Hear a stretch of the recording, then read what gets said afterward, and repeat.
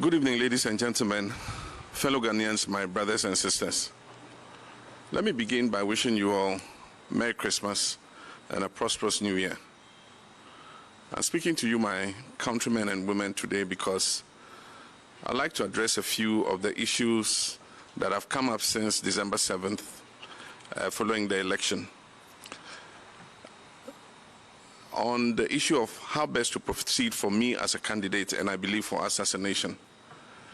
Increasingly, many of us who are attempting to understand how the Electoral Commission arrived at the results of this last election are being advised to forgo the issue in the interest of peace. We're being reminded that Ghanaians are a peace-loving people, and Ghana, unlike many other nations on our dear continent of Africa, has not succumbed to war or been plagued with violence. As a former president of the Republic of Ghana, a country that I love dearly, I'm here to assure you that I know what it is to act in the interest of peace. I've always done so without reservation or hesitation. I know what it is to contest an election and to have the good people of this country choose my opponent to serve as their next president. I know what it is to concede. I have done so before. In 2016, when the election was not called in my favor, I conceded. I conceded in a congratulatory call to my opponent, and then not long after that, I conceded in a public address to the good people of Ghana. I conceded not simply in the interest of peace and democracy, but because I respect the will of the people. I did then, and I still do now. So when I say that I will not concede this election, please know that I'm not taking this decision lightly. Understand that it's not because of a desire for power, but because of a dedication to principle and a commitment to democracy. Based on the irregular and inconsistent results that were reported, I have reason to doubt that this election was not free, fair, or transparent. And without those fundamental pillars in place, how can any of us be sure that the results announced truly represent the will of the people? My brothers and sisters, I stand here today to remind you that Ghana is a peaceful nation, precisely because Ghanaians have always stood on principle. We've always fought for our democracy. Our forefathers and foremothers have always understood that without this basic foundation, whatever peace exists in our country will not be lasting. Whatever liberation we have as the architects of our collective future will soon be lost. Whenever we decide to take the easiest road, the first step is always surrender. And often the thing that we lose is the very thing that we value the most. The freedom that we enjoy today was not given on a silver platter. It came at a price. It came because our forefathers and mothers stood on principle. Our history books are filled with the names of individuals who refused to take the road that was the easiest or safest or probably the most convenient.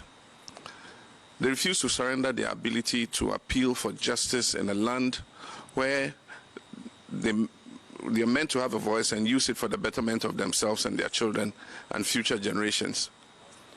All who fought for independence stood on principle to demand the sovereignty of this land that belongs to us, the people of Ghana.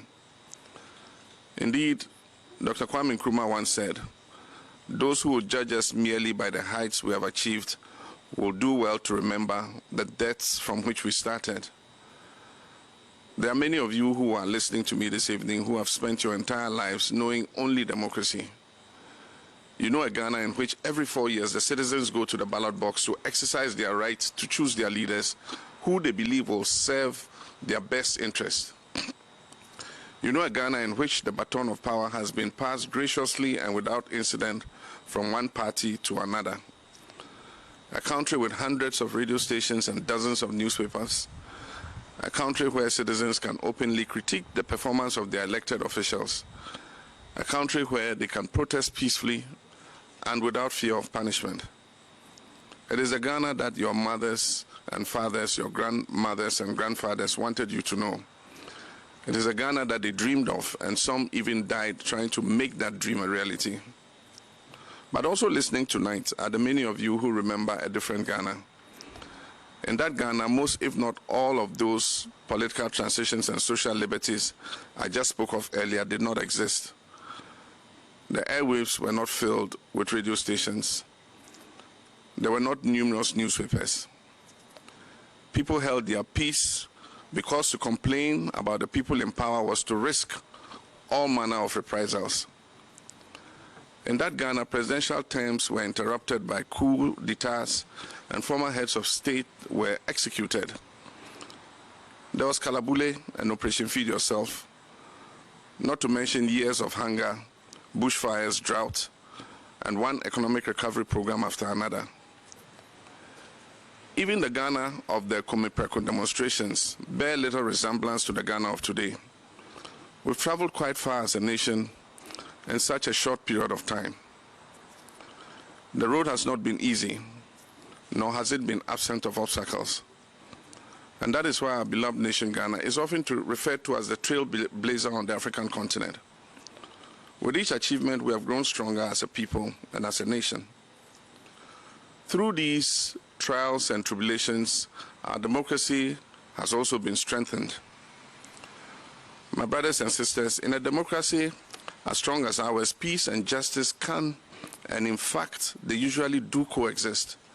And that is because in a democracy such as the one we have built in Ghana, it is the people who hold the power. Indeed, in 2012, when the election was called in my favor, my opponent challenged the results, as was his right, and he took the matter to court. 8 long months of an election petition, far from destroying our democracy, rather reinforced our commitment to it and affirmed the strength of our institutions, particularly the judiciary. It is only in governments where the people are powerless and at the mercy of those who hold office that peace, or at least what passes as peace, can exist without justice. Some people have asked me what I hope to gain by challenging the results of this election. Let me tell you, I want perhaps the very same thing that my opponent wanted when in 2012 he challenged the results of that election. I want the removal of doubt. I want for all of us to know that our elections should be free, fair, and safe, and that we do not have to settle for a process that leaves us confused and with more questions than answers. I want a Ghana where institutions of state can be held to account, where we can stand on principle and demand transparency without the risk of losing our lives. When people lose their lives, as 7 people have done in the course of our elections, we're moving backwards, not forward. We're unraveling the very fabric of our democracy. We're risking the loss of 3 decades worth of progress. When today we see armed military and militia in our collation centers and election outcomes declared at the point of a gun, for us who have witnessed our country's journey through all its post-independence travails, we wonder if we have truly exorcised the ghost of our torturous past. We must continue to be a nation in which our young citizens have faith in our institutions, trust the rule of law, and rely on the presence of peace because there is justice. Ghana must be a country where we citizens know and believe without any doubt whatsoever that the way forward is determined by the will of the Ghanaian people, and that we can hold our institutions of state accountable and guarantee that they work in the favor of the national interest and not in the interest of the administration or the person in power. That is what I want. And this is why earlier today my lawyers filed a petition in the Supreme Court of Ghana challenging the declaration of the results of the December 7, 2020 presidential elections made by Mrs. Jean Mensah, the chairperson of the Electoral Commission. I've been compelled to do this because of her clear failure to act in accordance with our Constitution. I thank you for your kind attention. May your new year be one of good health and prosperity. May God bless each of you, and may God continue to bless our homeland, Ghana.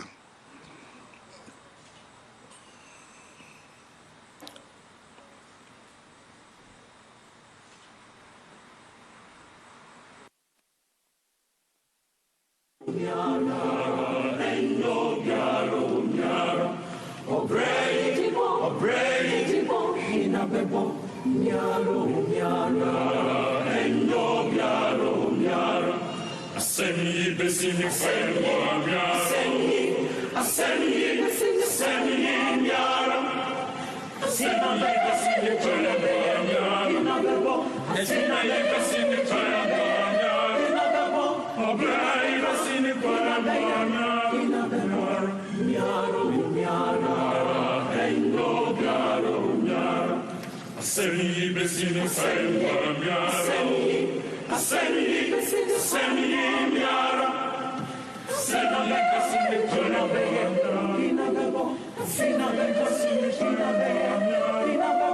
Obrai, besini, fermo, miara.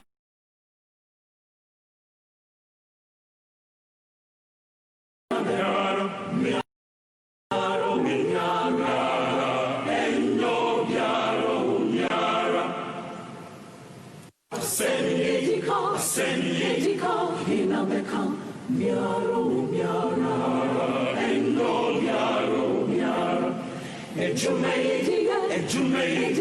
hinabeye, miaro, miara.